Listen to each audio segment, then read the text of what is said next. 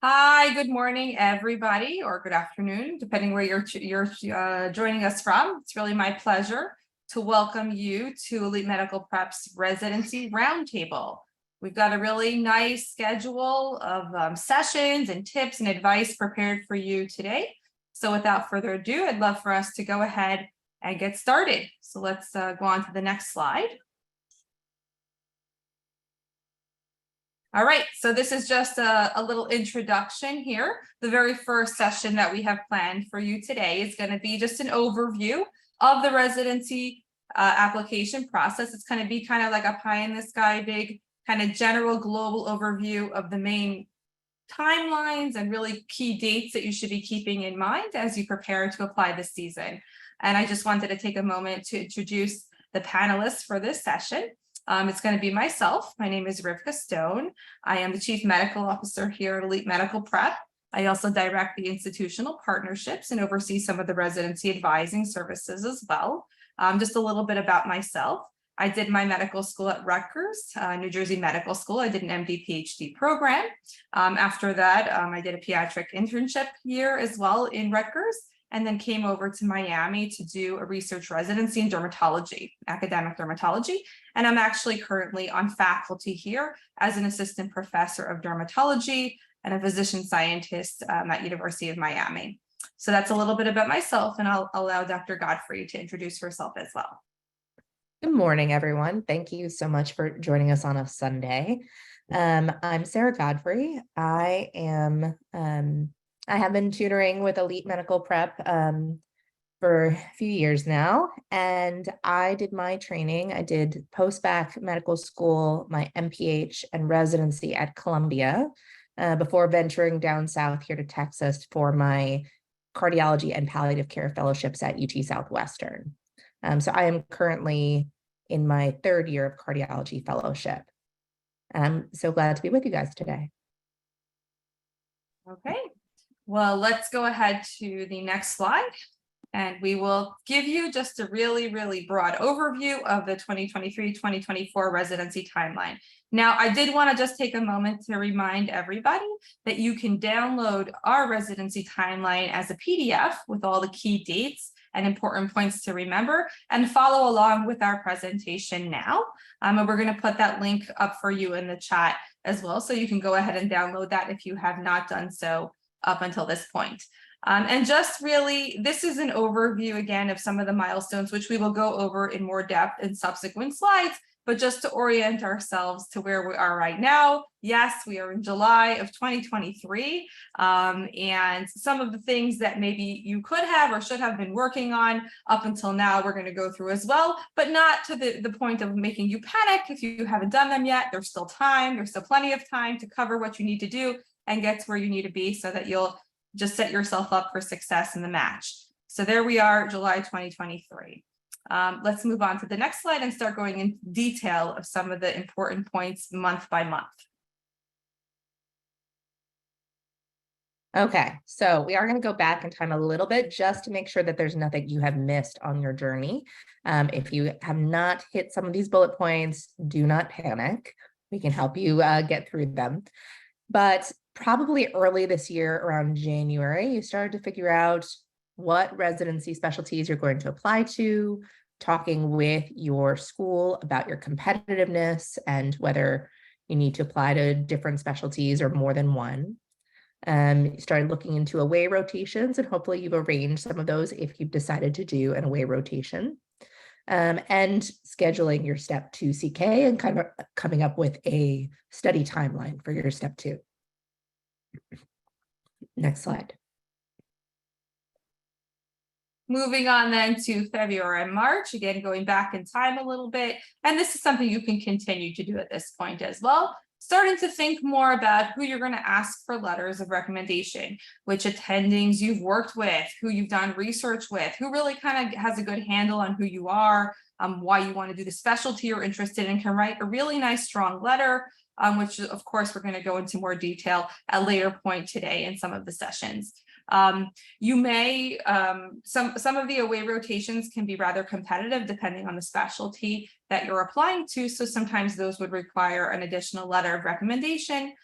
in order to kind of increase your competitiveness, even just to do an away rotation or an elective rotation. So you'd want to be on top of doing that early as possible. And then just a point about updating your CV. And when we talk about updating your CV, it's not necessarily your formal CV. It's really more about starting to think about what you've accomplished since the last time you filled out a very detailed application, which most likely was your AMCAS for applying to medical school. So what have you done as a medical student? What sorts of activities have you engaged with?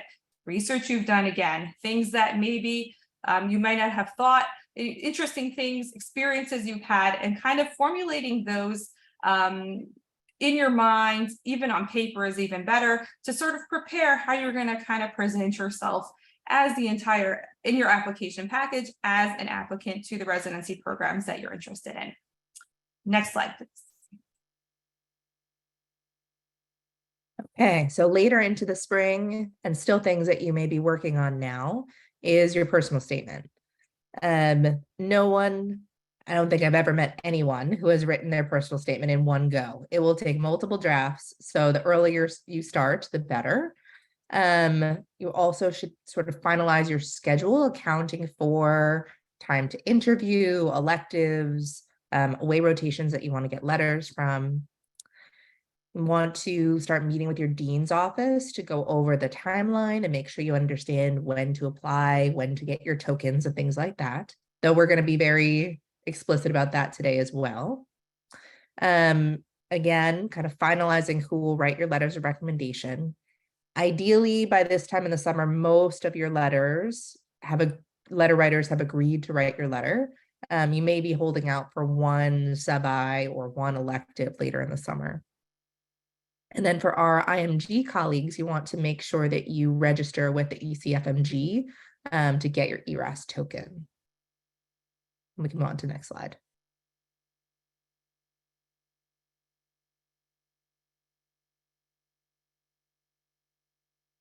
All right, so June, this was the point last month where you can actually start to take some action within ERAS. So once you've got your ERAS token, that will allow you entry to start to fill out the components of your application. And the season officially opened on June 7th. So once you've got your token, you've entered it in. You don't have to enter it June 7th. You can enter it at any point in time while the season is open, but you want to register with ERAS. And the first thing that you may consider filling out is the bio section. It's information that should not be too difficult for you to put in. And it also will make you feel good because you've accomplished one section. You can kind of check it off your list and you can move on. Now, regarding your personal statement, as Dr. Godfrey, as Sarah pointed out, you really want to have as many pairs of eyes on this as you can, because you really can't predict what the response is going to be of the person or the many people who are going to be reading it on the other end, the various programs you're applying to. So you really want to get a good kind of grasp on what all different sorts of people think of what you're putting onto that piece of paper. So you might ask mentors, colleagues, advisors, admission experts, pretty much anyone who's willing to read through your personal statement, to give their feedback from their perspective so that you can continue to tweak and improve it to be sure that it's really reflective of what you are trying to express and to say to the programs that you're applying to. And of course, continue updating that CV of yours, thinking about not only what you're going to put in there, but you start entering that information. As soon as you got that token, you can go into the ERAS system and start to enter in the information. And it actually takes a lot longer than you might think to enter the sorts of activities and things that you've done. Not only because the system is a little bit clunky, a lot of clicking, a lot of this, a lot of that, but you also want to keep looking back and making sure that it looks the way you want on the other end, that you're entering everything in the best way possible. At certain points in time, which we'll go over later today as well, you're going to have to designate your most meaningful experience and things like that. So don't underestimate the amount of time that it will actually take you to enter all of those experiences that you got into those sections of the application. Just take your time doing it, do it carefully, do it intentionally, and leave plenty of time for review and for editing on the other end. Next slide, please. Okay, here we are today in July. So we're kind of at that midway point where you've done a lot of prep work, you're starting to look into ERAS, but we're getting closer to our deadline to actually submit. So this is a point where you really want to think about where you're applying. Make a list of programs, go through, there are multiple platforms where you can see a full list of every program in your specialty and get a sense of what regions are you applying to? Do you have different levels of competitiveness on your list? Talk to your dean's office and make sure you have enough programs based on your school's historical data. And you can start to save them in ERAS and start to assign documents to them to make sure you have a full list. For our IMGs, you'll use your ECFMG token and register with the ERAS website. And then this last piece, we're going to go really into detail today because it's new. Every year for the last few years since the pandemic, I think ERAS has changed its platform to make it more confusing. But this year, through the main ERAS application, they have a signaling platform. And we'll talk a little bit more about what that means later. But this is the month where you really should figure out in your specialty, do they signal, how many, and what's the format, so that you can start to think about of the programs you're applying to, which are the ones that you're most interested in and might be considering signaling. And you might want to talk to someone, a mentor from your program as well, about how to approach that. We can go to the next slide. All right, so August is another pretty busy month because we're kind of gearing up for September when you're actually going to certify and submit your final ERAS over there. So in August, you're going to want to make sure to check the status of your letters of recommendation. So while for the most part, and again, we'll address this more in detail, it's probably a good idea to waive your right to see your letters. What you can see on your end is whether the letters have been submitted by your letter writers. So this may be a good opportunity if you've given your letter writers some time, right? You don't want to ask them one day and start to bug them the next day. But if you've given them some time to submit and you see that there are still no letters uploaded, then you might want to send a gentle reminder, say, hey, I really need these in by the deadline. I want to submit my application. So just to give them a gentle reminder there. You want to wrap up the writing of your personal statement. And then, of course, continue working on ERAS, but do not certify until your application is complete and error-free, meaning that you're going to want to check it, recheck it, recheck it. And in fact, the system will prompt you multiple times to say, are you sure you want to submit? Are you positive you want to submit? Because once you click that you certify your application, it is in and there's no going back to make modifications at that point. Now, regarding the release of USMLE transcript, this is a point where you can decide, depending on your scores, whether you want to go ahead and release those to be visible on your residency application, or and at that point that you make that decision, you're going to click that button in the ERAS system. And there's a little bit sometimes of strategy involved in that. It's something, of course, that either your mentors in school or advisors here at Elite Medical Prep can help you with. Uploading a professional photo. I think this is probably the only point that we'll address this today. So I want to just emphasize for a moment what we mean by a professional photo. Everybody needs to put a photo into their ERAS, and what you want to make sure is that yours does not stand out for bad reasons. So while it's unlikely to make a huge difference if it's a standard professional photo with good lighting, a nice non-reflective background with you looking presentable, dressed nicely, that is acceptable. Do not use this as an opportunity to show your individuality or express your creative tastes, because again, this is something that may actually lead programs to not want to interview you. So you don't want to stand out in a negative way at this point in time. There are other areas in your application where you can express your creativity and show your individuality. The professional photo should stay professional. Then at that point, you're also going to take the opportunity to assign different documents to specific programs as needed in the ERAS platform. This could be potentially if you are adapting your personal statement to really be tailored to a particular program that you are interested in. And this would be the point where you'd want to make sure, and also similarly, the letters of recommendation that you're sending to particular programs, even especially if you're applying to multiple specialties, you're going to want to make sure that you're assigning the right documents to the right sets of programs. And at that point, also, you're going to want to, in August, to be sure that you're requesting the equivalent of the MSPE or the dean's letter from your school, review it. Everybody should review it, but review it to make sure that there are no errors, and give feedback to the source of, or the people who are writing the letter, if needed or as needed, until it is okay and error-free. And if you are applying as an IMG to OASIS, make sure that you try to submit your documents in advance as much as possible, because you want to allow enough time for your documents to be uploaded at the point when the application is going to be open and it's going to be out and submitted to the residency program. So make sure you really back up that timeline and get everything in as early as you can as possible. Next slide. Okay, September. I think September is a time with a lot of trepidation and anxiety. But I think after that point is when the process gets to be a little bit more fun. So September is when you are actually going to apply.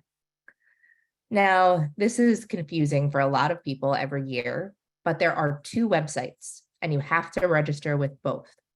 ERAS is the website where you actually fill out your application and apply to programs. NRMP is the website where you actually enter the match and list your rank list. So in September, you will submit and certify your ERAS application absolutely no later than September 27th, when programs can start reviewing your application. That's the absolute deadline for you to submit your ERAS. On September 15th, NRMP will allow you to start registering, which just means that you are planning to participate in the match. So you have to go to their separate website and register that you will be participating in the 2024 match. As you are applying in ERAS, even once you have submitted and certified your ERAS application, you can then keep adding programs to apply to after the fact. So as you add programs to apply to, you will need to assign specific documents to each program to apply there. And there's a checklist to make sure each program has all the necessary things. And a key point that comes up sometimes is that you do not have to assign the same documents to every program.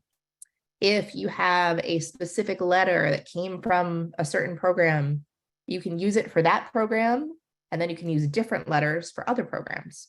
You just have to be very, very careful about how you label things and make sure that you are submitting the right thing to the right place. It comes up every year that people write a personal statement that talks all about how they want to move to the Midwest, and they accidentally send it to a New York program. Just make sure you're sending everything to the right place. And then I cannot say this enough.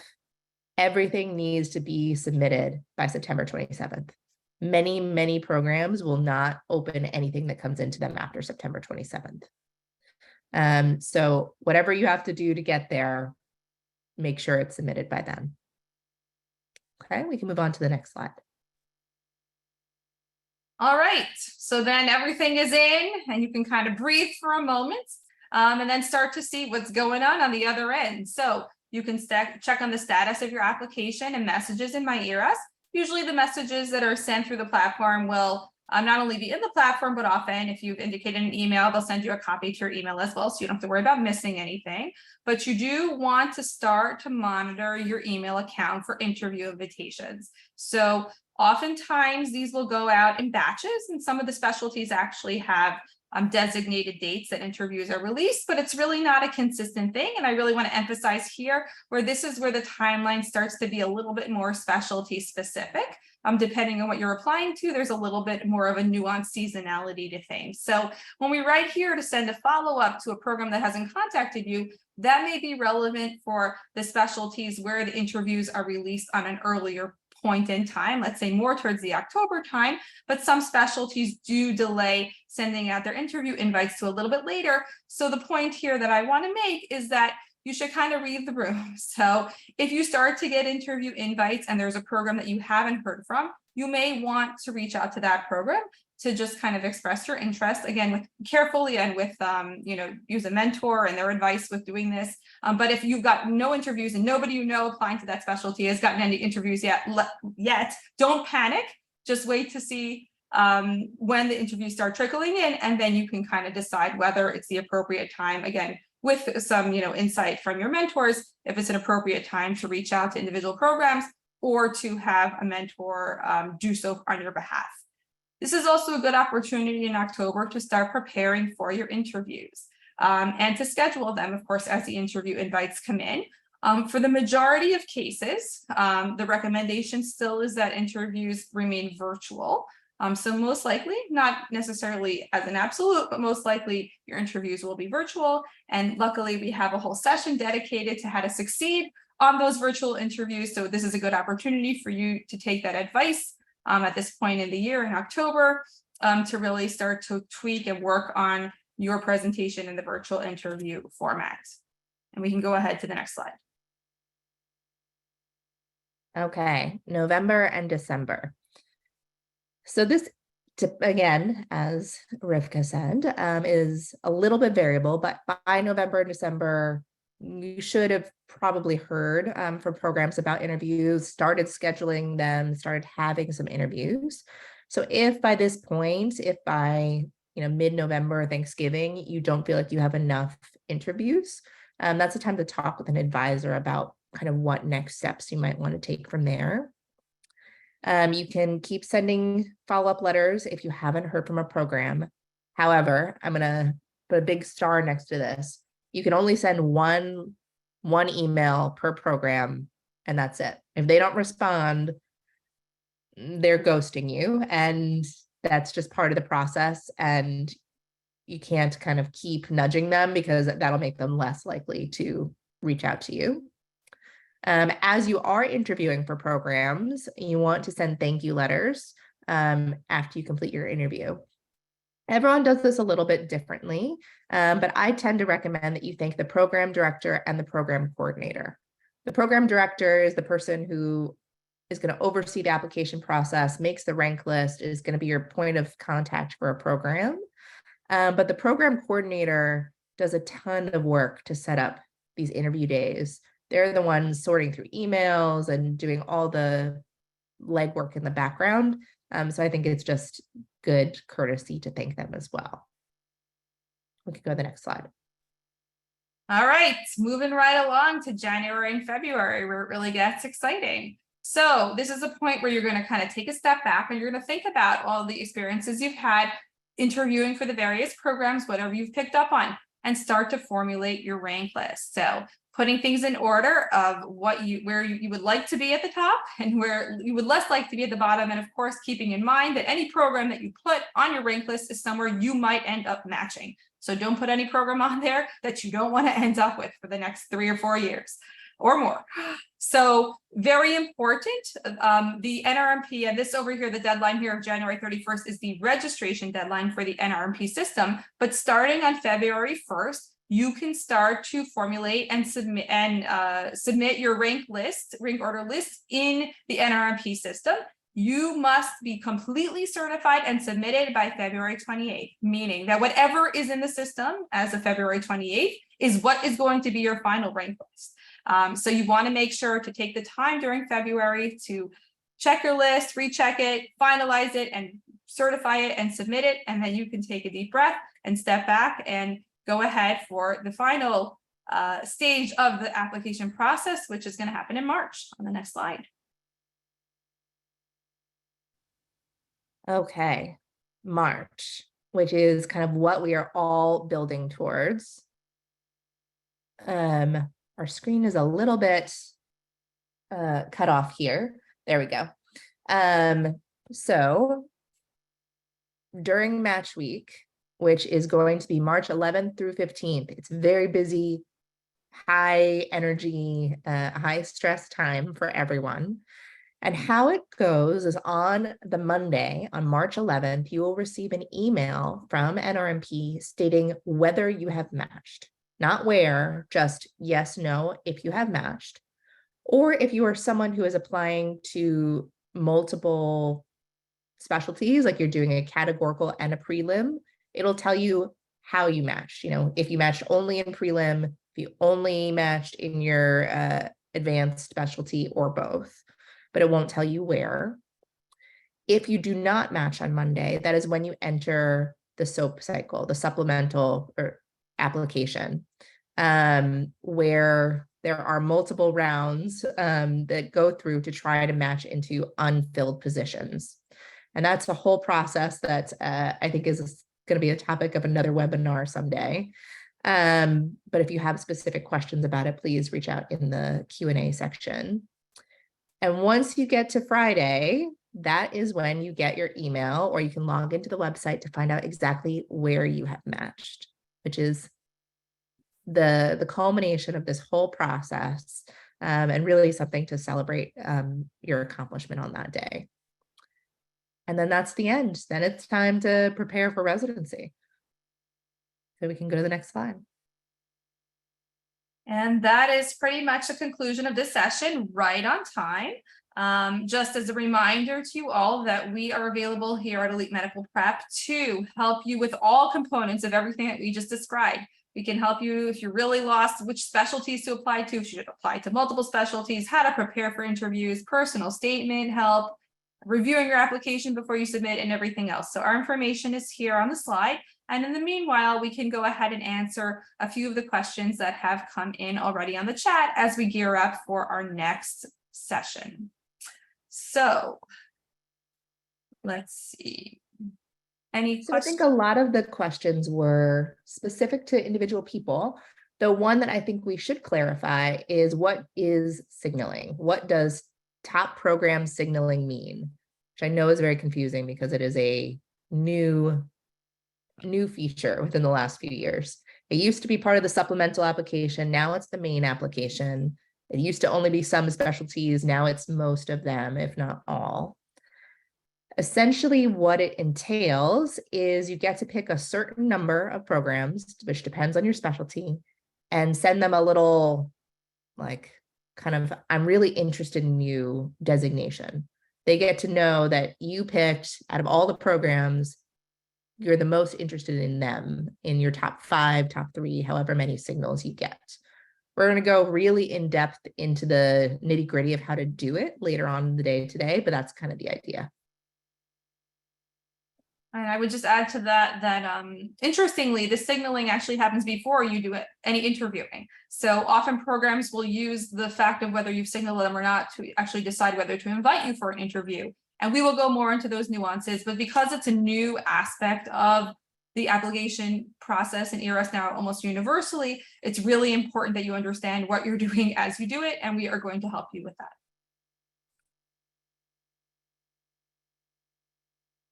All right.